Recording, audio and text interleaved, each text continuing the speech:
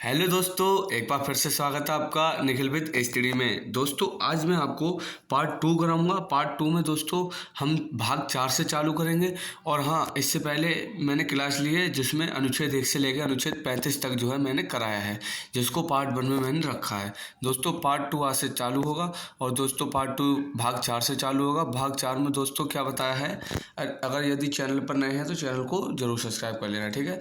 दोस्तों भाग 4 बोल रहा है कि नीति निर्देशक तत्व, यानी कि अनुच्छेद 36 से 52 तक, ठीक है। दोस्तों 36 से 52 के बीच में राज्य के बारे में कुछ डिटेल्स दी गई हैं। तो दोस्तों सबसे पहला आता है अनुच्छेद 36। अनुच्छेद 36 के अनुसार इसमें है राज्य की दोस्तों परिभाषा, ठीक है। इसमें राज्य की क्या है, परिभाषा। उसके बाद अनुच्छेद 37 आता है जो बताता है नीति निर्देशक तत्व न्यायालय में वाद योग्य नहीं है। दोस्तों न्यायालय में ये रोके नहीं जा सकते, ठीक है, ये वाद योग्य नहीं है।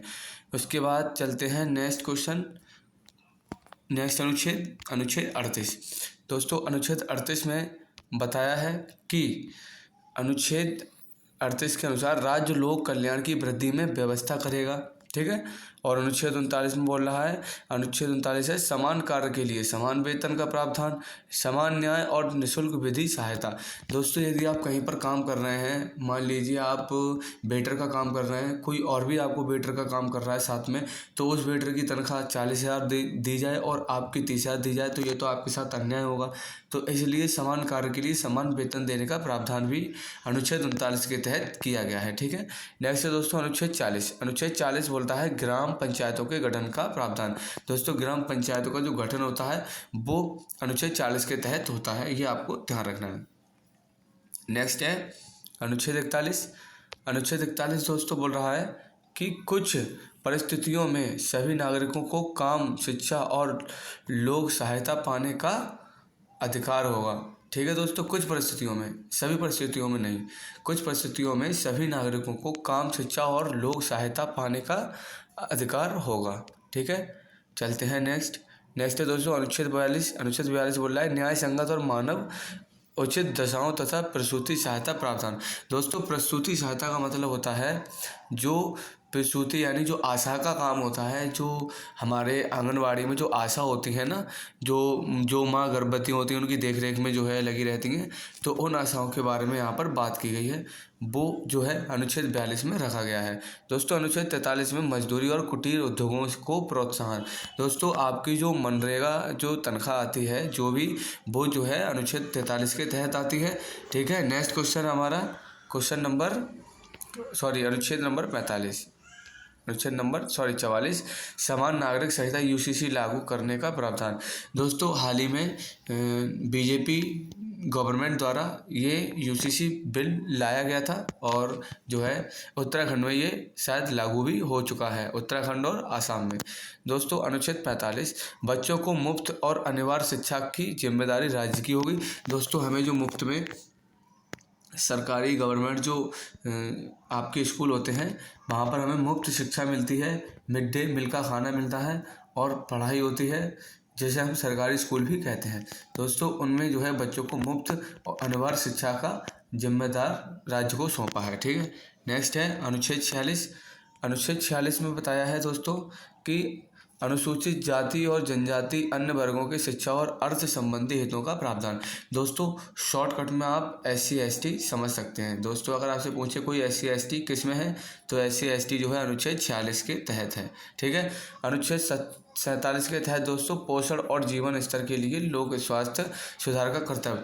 दोस्तों आज के समय में काफ़ी बच्चों को जो है पोषण देना, जो गरीब बच्चे हैं उनके लिए घर घर पोषण वाले तत्वों का सामान पहुंचाना, ये सरकार की जिम्मेवारी है, ठीक है। अनुच्छेद 48 इसमें दोस्तों कृषि और पशुपालन संबंधित प्रावधान है। इसमें कृषि और पशुपालन संबंधित जो है प्रावधान है। इसमें शॉर्ट ट्रिक में आप जो है पशु और क्या नाम है कृषि, आप ये कर सकते हैं, ठीक है, याद रख सकते हैं कृषि और पशु।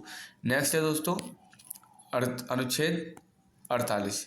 दोस्तों अनुच्छेद 48 बोल रहा है कि पर्यावरण और वन्य जीवों का संरक्षण। दोस्तों वन्य जीव और पर्यावरण अनुच्छेद 48A में रखा गया है। दोस्तों ध्यान देना, 48 अनुच्छेद में कृषि और पशुपालन, और 48A में पर्यावरण और वन्य जीवों का संरक्षण। ये आपको ध्यान रखना है, कन्फ्यूजन वाला क्वेश्चन है। उसके बाद अनुच्छेद 49 है महत्वपूर्ण स्थानों और वस्तुओं का संरक्षण।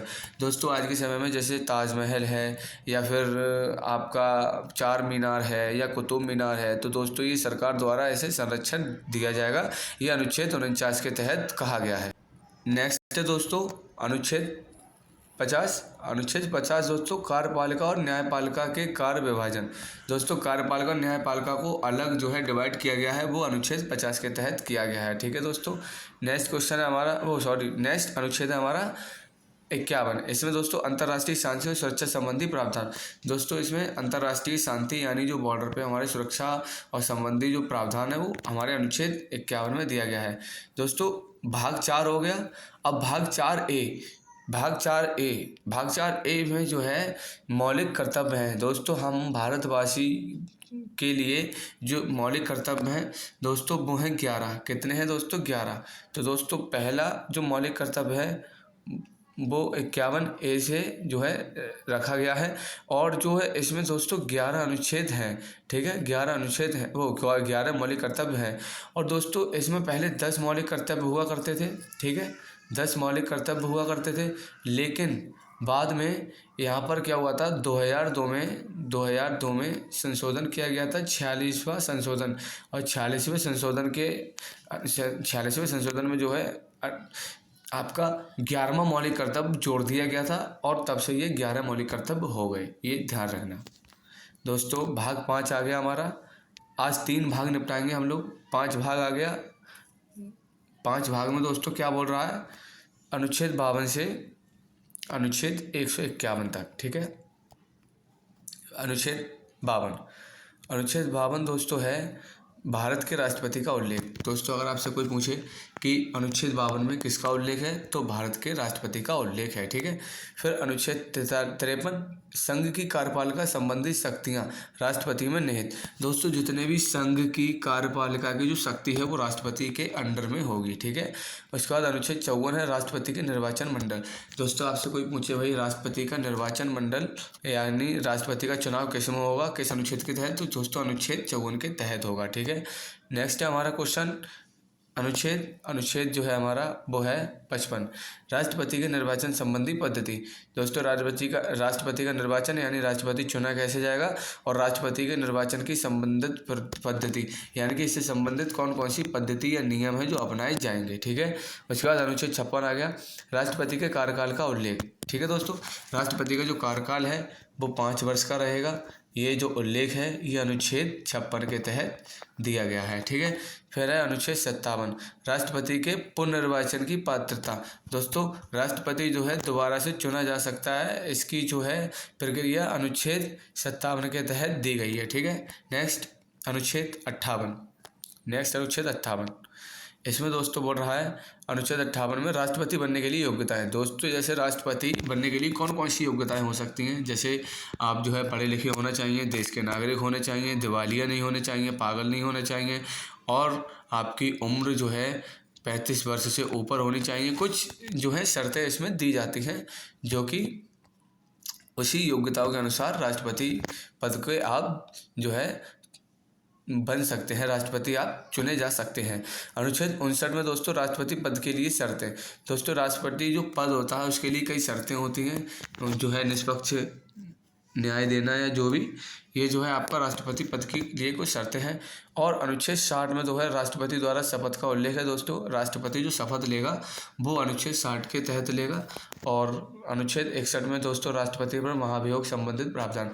दोस्तों अगर आपको राष्ट्रपति गैर कानूनी काम करते दिखाई देते हैं तो पार्लियामेंट के जो सदस्य हैं वो इन पर महाभियोग चला सकते हैं, और जो है इन्हें बर्खास्त भी किया जा सकता है राष्ट्रपति को कुछ नियमों के अनुसार। ठीक है, अनुच्छेद 62 के तहत दोस्तों राष्ट्रपति पद की रिक्ति को भरने के लिए निर्वाचन का समय और आकस्मिक रिक्ति को भरने वाले व्यक्ति का कार्यकाल निर्धारित किया जाएगा 6 माह। ठीक है दोस्तों, यदि राष्ट्रपति नहीं है अभी अपनी गद्दी पर तो उसकी जगह पर किसी और को अगर हम निर्वाचन करने के लिए रख दें तो 6 महीने के अंदर इसको हम रखेंगे। ठीक है, 6 महीने के अंदर हम जो है न्यू राष्ट्रपति को रख सकते हैं। ठीक है, नेक्स्ट है अनुच्छेद 63 उपराष्ट्रपति के पद का उल्लेख। दोस्तों इसमें उपराष्ट्रपति का उल्लेख है और अनुच्छेद 52 में किसका उल्लेख था, कमेंट करके जरूर बताएंगे। नेक्स्ट है अनुच्छेद 64। अनुच्छेद दोस्तों 64 बता रहा है कि अनुच्छेद 64 के अनुसार भारत का उपराष्ट्रपति राज्यसभा का पदेन सभापति होगा। दोस्तों राज्यसभा का सभापति भी होगा और भारत का उपराष्ट्रपति भी होगा। कौन? अनुच्छेद 64। दोस्तों कमेंट करके बताएं अभी हमारे वर्तमान में 2025 में जो है राज्यसभा के पदेन सभापति कौन है, आंसर कमेंट में फेंक कर मारना, ठीक है। अनुच्छेद 65 है आकस्मिक स्थिति में राष्ट्रपति नहीं होने की स्थिति में उपराष्ट्रपति राष्ट्रपति के तौर पर कार्य करेंगे। दोस्तों अनुच्छेद 65 के तहत यदि राष्ट्रपति उपस्थित नहीं है तो राष्ट्रपति की जगह उपराष्ट्रपति को जो है कार्य करने की जो शक्ति है वो अनुच्छेद 65 के तहत है, ठीक है। अनुच्छेद 66। अनुच्छेद 66 दोस्तों इसमें बताया है कि उपराष्ट्रपति का निर्वाचन संबंधी प्रावधान। दोस्तों इसमें उपराष्ट्रपति किस तरीके से चुना जाएगा ये इसका जो है निर्वाचन संबंधी प्रावधान है। अनुच्छेद 67 में दोस्तों उपराष्ट्रपति के कार्यकाल का उल्लेख कि उपराष्ट्रपति कितने समय तक रहेगा, ठीक है। उसके बाद अनुच्छेद 68 है वो बता रहा है उपराष्ट्रपति पद की रिक्ति को भरने के लिए आकस्मिक रिक्त भरने वाले व्यक्ति का कार्यकाल निर्धारित 6 माह। दोस्तों ये प्रक्रिया राष्ट्रपति की तरह है जो मैंने आपको पिछली वीडियो में बता दिया था, ऊपर बता दिया था। अनुच्छेद 69 दोस्तों अनुच्छेद 69 है उपराष्ट्रपति की शपथ का उल्लेख। दोस्तों अनुच्छेद 69 में जो है किसका उल्लेख है, उपराष्ट्रपति की शपथ का उल्लेख। तो ये आप ध्यान रखना उपराष्ट्रपति का जो शपथ है वो है 69 और राष्ट्रपति का शपथ है 61 ठीक है दोस्तों, 60, ठीक है। नेक्स्ट अनुच्छेद 70। दोस्तों अनुच्छेद 70 के तहत अन्य किसी आकस्मिकता में राष्ट्रपति के कर्तव्य का निर्वहन, ठीक है। अनुच्छेद 71 राष्ट्रपति और उपराष्ट्रपति के निर्वाचन संबंधी विषय, ये अनुच्छेद 71 के तहत है, ठीक है। आर्टिकल 72 यानी राष्ट्रपति द्वारा क्षमादान की शक्ति। दोस्तों अगर किसी को फांसी की सजा हो जाती है तो इसकी फांसी को कौन क्षमा कर सकता है, वो है राष्ट्रपति, ठीक है। किस अनुच्छेद के तहत? अनुच्छेद 72 के तहत। अनुच्छेद 73 है दोस्तों संघ की कार्यपालिका शक्ति के विस्तार का उल्लेख। दोस्तों संघ की जो कार्यपालिका है उसकी शक्ति का विस्तार से उल्लेख होगा, ये अनुच्छेद 73 के तहत है, ठीक है। अनुच्छेद 74 में दोस्तों राष्ट्रपति को सलाह देने के लिए मंत्रिपरिषद का उल्लेख। दोस्तों जो भी गवर्नमेंट का राष्ट्रपति होगा और उस गवर्नमेंट के जो मंत्रिपरिषद होंगे वो जो है सलाह दे सकते हैं किसको, राष्ट्रपति को, ठीक है। उसके बाद अनुच्छेद 75 के तहत मंत्रियों से संबंधित अन्य उपबंध, ठीक है, मंत्रियों से संबंधित अन्य उपबंध भी हैं। अनुच्छेद 76 के तहत भारत के महान्यायवादी का उल्लेख। दोस्तों अनुच्छेद 76 में दोस्तों भारत के जो महान्यायवादी हैं जिन्हें जो है अटॉर्नी जनरल भी कहा जाता है, ठीक है। ये जो है अनुच्छेद 76 के तहत जो है इनके बारे में उल्लेख है। उसके बाद अनुच्छेद 77 भारत सरकार के कार्य का संचालन संबंधित उल्लेख। और उसके बाद अनुच्छेद 78 है। अनुच्छेद 78 में राष्ट्रपति को जानकारी देने के लिए प्रधानमंत्री के कर्तव्य। दोस्तों राष्ट्रपति को कोई जानकारी देनी है तो उसके लिए प्रधानमंत्री के क्या क्या कर्तव्य हैं प्रधान मिनिस्टर के, तो वो इसको बताया है अनुच्छेद 78 में। अनुच्छेद 69 संसद के गठन का उल्लेख। दोस्तों अनुच्छेद 69 में संसद है, ठीक है, और 80 में राज्यसभा और 81 में लोकसभा। तो दोस्तों SRL याद रखना या फिर सरला, इस तरीके से सरला याद रखना, ठीक है। सरला याद रखना, सा से संसद, रा से राज्यसभा, ला से लोकसभा, ठीक है, ट्रैक है दोस्तों। उसके बाद अनुच्छेद 80 राज्यसभा का उल्लेख, 81 लोकसभा का उल्लेख मैंने बता दिया है। नेक्स्ट चलते हैं दोस्तों अनुच्छेद 82 के अनुसार जो है अनुच्छेद 82 प्रत्येक जनगणना के बाद सीटों का पुनः समायोजन। 83 संसद के सदन की अवधि का उल्लेख। अनुच्छेद 84 संसद की सदस्यता के लिए योग्यता, ठीक है दोस्तों। अनुच्छेद 85 संसद के सत्र, सत्रावसान और विघटन संबंधी उल्लेख। उसके बाद दोस्तों नेक्स्ट है अनुच्छेद 86 के अनुसार जो है राष्ट्रपति का संसद में अभिभाषण और संदेश भेजने का अधिकार। अनुच्छेद 87 में राष्ट्रपति का विशेष अभिभाषण। दोस्तों थोड़ा स्पीड रैपिड फायर की तरह चलना पड़ेगा क्योंकि समय कम है और काम ज़्यादा है। अनुच्छेद 88 के तहत संसद के साधनों में मंत्रियों और महान्यायवादी के अधिकार। और नेक्स्ट है अनुच्छेद 89 बता रहा है राज्यसभा का सभापति और उपसभापति का उल्लेख है, ठीक है। अनुच्छेद 89 में, अनुच्छेद 90 में राज्यसभा के उपसभापति का पद रिक्त होना, परित्याग या पद से हटाए जाने का उल्लेख है। अनुच्छेद 91 में दोस्तों सभापति के रूप में कार्य करने तथा कर्तव्य का पालन करने की उपसभापति या अन्य व्यक्ति की शक्ति का उल्लेख।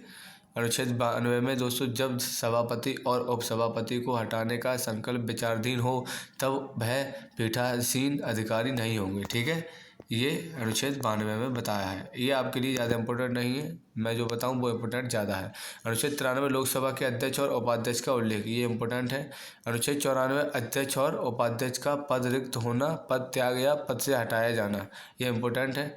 अनुच्छेद 95 अध्यक्ष के रूप में कार्य करने तथा कर्तव्य की पालना करने के लिए उपाध्यक्ष की शक्तियों का उल्लेख, ठीक है। उसके बाद नेक्स्ट है 96, अनुच्छेद 96 जब अध्यक्ष या उपाध्यक्ष को हटाने का संकल्प विचाराधीन हो तब वे पीठासीन अधिकारी नहीं होंगे, ठीक है। ये आपको बता दिया। अनुच्छेद 97 राज्यसभा के सभापति और उपसभापति तथा लोकसभा अध्यक्ष और उपाध्यक्ष के वेतन। दोस्तों ये इसमें वेतन के बारे में बताया है, सभापति, उपसभापति और लोकसभा अध्यक्ष और उपाध्यक्ष के वेतन के बारे में, ठीक है। उसके बाद नेक्स्ट है दोस्तों अनुच्छेद 98 संसद के सचिवालय का उल्लेख, ठीक है। अनुच्छेद 99 संसद सदस्यों द्वारा शपथ का उल्लेख, ठीक है, ये इंपॉर्टेंट है। अनुच्छेद 100 संसद सदनों में मतदान रिक्तियों के होते हुए भी सदनों की कार्य करने की शक्ति और गणपूर्ति, ये अनुच्छेद 100 में है, ठीक है। नेक्स्ट है अनुच्छेद 101 बोल रहा है संसद में स्थानों का रिक्त होना। अनुच्छेद 102 संसद सदस्यता के लिए योग्यताएं, ठीक है। अनुच्छेद 105 संसद के सदन की तथा उसके सदस्यों की समितियों की शक्तियां और विशेषाधिकार, ठीक है। उसके बाद आपका आ जाएगा अनुच्छेद 106। अनुच्छेद 106 में है सदस्यों के वेतन और भत्ते, ये इंपॉर्टेंट है, ऐसे जो है आप नोट कर लेना, ठीक है, ये इंपॉर्टेंट है। उसके बाद 108 अनुच्छेद कुछ दशकों में दोनों सदनों की संयुक्त बैठक, ये बहुत इंपॉर्टेंट है, ऐसे इंपॉर्टेंट लिख लेना, ठीक है, ये इंपॉर्टेंट है आपके लिए। उसके बाद नेक्स्ट है अनुच्छेद जो है 109 धन विधेयक के संबंध में विशेष प्रक्रिया, ये भी इम्पोर्टेंट है अनुच्छेद 109। और धन विधेयक की परिभाषा दोस्तों ये भी इम्पोर्टेंट है, बहुत ही इम्पोर्टेंट है। 111 विधेयकों का अनुमति, ये इम्पोर्टेंट नहीं है। अनुच्छेद 12 में है दोस्तों वार्षिक वित्तीय विवरण, ये इम्पोर्टेंट है, वार्षिक वित्तीय विवरण, ये दोस्तों इम्पोर्टेंट है, ठीक है। उसके बाद अनुच्छेद 113 संसद में प्राक्कलन के संबंध में प्रक्रिया, ठीक है।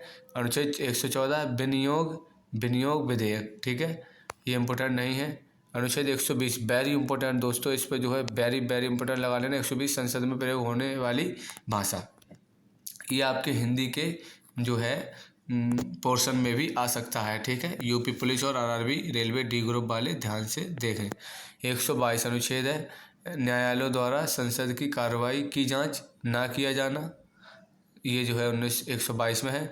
अनुच्छेद 123 राष्ट्रपति के अध्यादेश जारी करना, दोस्तों इसमें वेरी इंपॉर्टेंट लगा लेना, ये क्वेश्चन 100% फंसेगा किसी न किसी शिफ्ट में, ठीक है। उसके बाद नेक्स्ट है दोस्तों 124 सर्वोच्च न्यायालय की स्थापना और गठन का उल्लेख, दोस्तों ये भी फंसेगा, ठीक है। हाई कोर्ट और सुप्रीम कोर्ट जरूर आएगा। हाई कोर्ट और सुप्रीम कोर्ट 214 124 के अंदर आते हैं। सुप्रीम कोर्ट दोस्तों 124 हो गया और हाई कोर्ट 214, ठीक है, हाई कोर्ट 214 याद रखना। उसके बाद 125 में दोस्तों न्यायाधीश के वेतन संबंधित प्रावधान, 125 में न्यायाधीश के वेतन संबंधी प्रावधान, ठीक है, न्यायाधीश के लिए कितना रुपया दिया जाएगा इसके बारे में अनुच्छेद 125 में बताया गया। दोस्तों 126 जो है कार्यकारी, 126 में दोस्तों कार्यकारी मुख्य न्यायमूर्ति की नियुक्ति, ठीक है। 127 में तदर्थ न्यायमूर्तियों की नियुक्ति का प्रावधान। 128 उच्चतम की बैठक में सेवानिवृत्त न्यायाधीशों की उपस्थिति, ठीक है। दोस्तों ये इम्पोर्टेंट नहीं है, इसको हम हटाते हैं। इम्पोर्टेंट जहाँ से आ रहा है दोस्तों हमारा 148 से भारत के नियंत्रक महालेखा परीक्षक CAG, इसे दोस्तों कैग बोलते हैं, ये दोस्तों आप जो है स्टार बनाकर लिख लेना, ये वेरी इंपॉर्टेंट क्वेश्चन है आपका 148, ठीक है। और दोस्तों 149 नियंत्रक महालेखा परीक्षक के कर्तव्य और शक्तियाँ, ये भी आप याद रखना, ठीक है। नेक्स्ट है दोस्तों अनुच्छेद नंबर 150 संघ और राज्यों के लेखाओं का प्रारूप, ठीक है।